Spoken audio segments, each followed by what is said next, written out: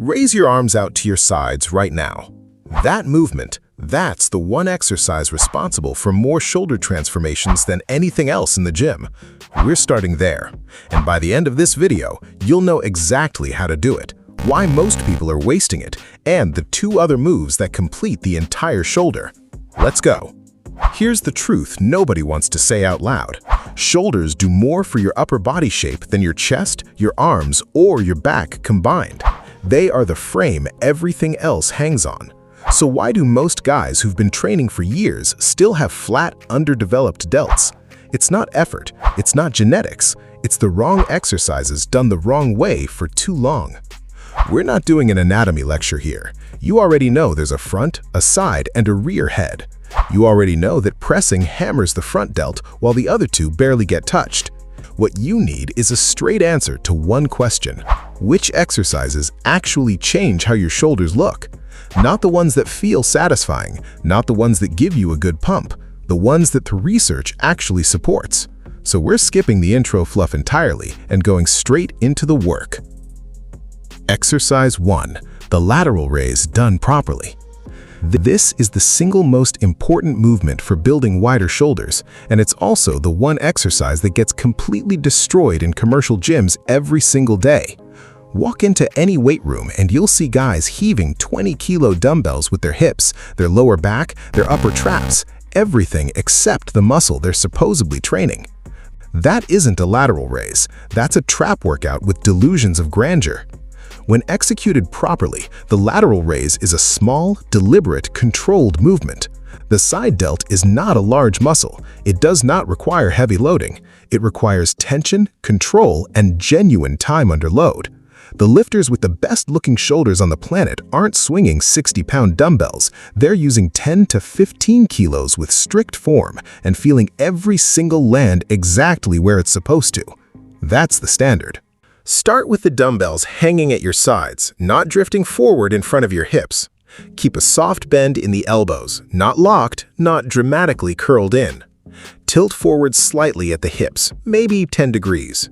That small forward lean pulls the load off the front delt and transfers it directly onto the side delt where you actually want it. Now raise the dumbbells out to your sides, leading with the elbows rather than the hands, and make sure the elbows stay marginally higher than the wrists at the top of every single rep. The moment your wrists climb above your elbows, you've effectively turned the movement into a front raise with unnecessary complications. Raise to shoulder height, not above it. Once you go past parallel, the upper traps take over and the side delt gets a vacation it hasn't earned. Stop when your arms are level with the floor, then lower the weight with real control. 2 to 3 full seconds on the eccentric, every rep, no exceptions. The lowering phase is where most of the muscle damage and subsequent growth actually occurs. Letting the dumbbells drop back down isn't just sloppy, it's throwing away the most valuable part of the repetition. Exercise 2. The overhead press. Before anyone feels the urge to leave a comment explaining that the overhead press is overrated and lateral raises are all you need, let me get ahead of that. The overhead press isn't the cornerstone of shoulder training. It's not a magic builder, but it has a role that nothing else fills as well, and cutting it out entirely leaves real size on the table that you won't recover through any other movement. The overhead press allows heavier loading than any other shoulder exercise. While the side delt doesn't respond well to heavy weight, the upper delt and the upper portion of the shoulder respond very well to progressive overload. You can't lateral raise your way to a 100-pound press, but you can press your way to thicker, fuller shoulders that genuinely fill out the top of your physique. That's the job of this lift: mass and density, not width. Keep that distinction clear and you'll always use it for the right reasons. The version that works best for most lifters is the seated dumbbell overhead press. Barbell pressing has its place, but dumbbells outperform for the majority of people because they allow a more natural arc through the movement, let each shoulder work independently rather than compensating for the other, reduce joint strain, and provide a bigger stretch at the bottom. That stretch at the bottom matters more than most lifters appreciate. Loading a muscle in its lengthened position is one of the most powerful growth signals identified in current research. Set up on a bench with the back pad at roughly 80 to 85 degrees, not fully upright and not reclined. That slight angle keeps the shoulder in a stronger position and reduces joint stress. Bring the dumbbells to shoulder height with palms facing forward and elbows stacked directly underneath the wrists, not flared wide to the sides, not tucked tight against the torso. There's a natural angle somewhere around 30 to 45 degrees out from the body where the shoulder feels stable and strong. Find it and work from there. Press up in a slight arc rather than a perfectly vertical line, finishing with the dumbbells close together at the top without crashing them together. Avoid locking the elbows hard at the top. A soft finish keeps tension on the delt and protects the joint. Lower the weights with control until the dumbbells reach ear level or just below. That's your full working range. Dropping lower than that doesn't increase growth stimulus, it just increases the likelihood of shoulder discomfort over time. 3 seconds on the way down, then press with control. That single change transforms a mediocre pressing set into something that genuinely builds the shoulder. Most people press up hard and let gravity handle the descent, which is functionally half a repetition and leaves the most productive part of the lift completely unused. The mistakes that derail this lift are predictable. Flaring the elbows completely out to the sides, which puts the shoulder joint in a mechanically compromised position over time. Arching the lower back and unintentionally converting the movement into an incline press. Loading too heavy and reducing the range of motion to a partial rep. Bouncing the dumbbells off the shoulders at the bottom. Allowing the wrists to bend backward rather than staying stacked above the elbows. Each of these redirects the training load away from the delt and onto structures that shouldn't be bearing it. The overhead press is not the answer for wider shoulders. That's the lateral raises job entirely. But for thickness, density, and the kind of mass that makes your upper body look complete and powerful from the front, this is the lift that gets it done. Exercise 3. The rear delt row. We've arrived at the most neglected part of shoulder training, and it's the one that completes the entire picture, the rear delt. If the side delt creates width when viewed from the front, the rear delt is what makes your shoulders look fully developed from every other angle. It adds depth, creates that rounded three-dimensional look from the side, and counteracts the forward pull that years of heavy pressing creates in your posture. Neglect this one and your shoulders will always look unfinished, regardless of how much work you've put into the other two heads. The movement to anchor your rear delt training around is the rear delt row, also called the high row or the rear delt cable row depending on who you ask. The mechanics are the same regardless of the name. Set a cable or row machine at chest height, take the handle in both hands and pull toward your face with the elbows driving out wide away from the torso. This is not a back row, and the elbow path is the entire difference.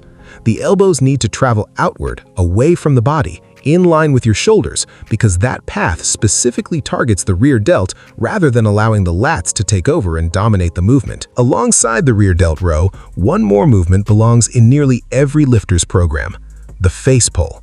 Same cable setup, same machine, simply swap to a rope attachment. Hands finish at forehead height, elbows high, with a touch of external rotation at the end of the movement. Face pulls hit the rear delt effectively, but they also engage the rotator cuff and the smaller stabilizing muscles around the shoulder joint that almost nothing else reaches. This one is personal.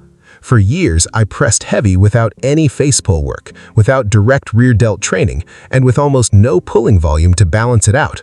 My shoulders paid the price.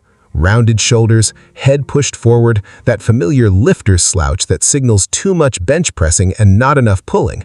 A few months after consistently adding face pulls at the end of every upper body session, my shoulders started sitting differently at rest, pulling back naturally without any deliberate effort. The chronic tension in my upper traps faded noticeably, and more than a few people commented that I looked taller.